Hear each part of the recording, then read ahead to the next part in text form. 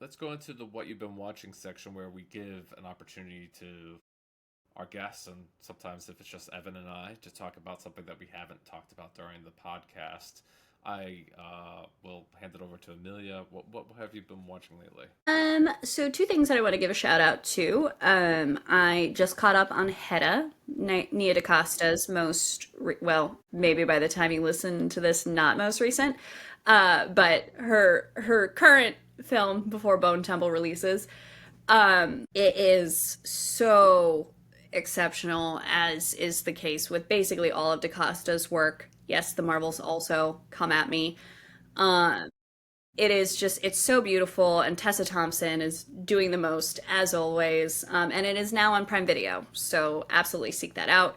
I do sound like a Prime Video shill because the other thing that I'm going to shout out is Hazbin Hotel. Season Mm. 2 is now releasing, and the full of season 1 is there if you have not watched the series at all. It is an adult animation that focuses on hell, and it's Princess who believes that sinners can be redeemed and sent to heaven, and the misadventures of her and everybody at her messy hotel as they attempt to accomplish this mission. It is hilarious.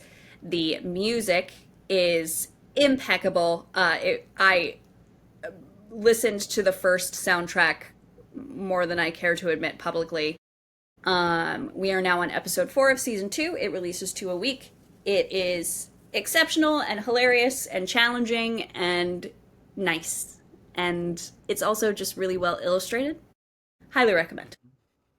No, I'm glad you mentioned Hazbin Hotel. I had an opportunity to review season two for Pop Heist, so I hadn't watched season one yet when I took on the assignment. So I got 16 episodes of Hazbin Hotel to watch, and yeah, I enjoyed myself. I don't know why it didn't originally connect with me. Maybe I thought it was just kind of like kitschy that it was like a musical with Right. also being about hell. Um, but it kind of grew on me, and certainly like it's like an A-list Broadway talent. Like So much insane talent is associated with this show. It is wild, just like Broadway all stars from top to bottom. It is wild listening to all of these people voice these characters. right. And I think the most recent one that aired, if they're on episode four, was probably one of my favorites, where it talks a little bit more about Alistair and his situation. Yes. Yeah, if you're behind on that, or if you thinking about watching it and haven't yet, give it a shot. It might surprise you. For me, I've been watching another popular show, this one on Netflix, which I watched the first season pretty much because everybody told me to watch it. They were like, Max, maybe you'll have an experience like this, because um, I'm Jewish, and I was able to watch it from that lens and see like how ridiculous it could be, or if it was really on the nose of like trying to like someone not in the faith get into Judaism. And I guess I could see why people enjoy it after watching season one, but I had my reservations, and I've watched just about almost half of season two, and it's breezy. It's not like anything that's gonna like make you upset. And this nobody wants this season two continues.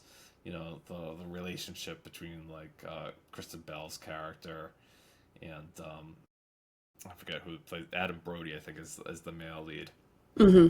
and the real heart of it is like how much chemistry they have together. It's like yeah, you could buy them like in a room together and like talking Right. to each other, and that's kind of enjoyable.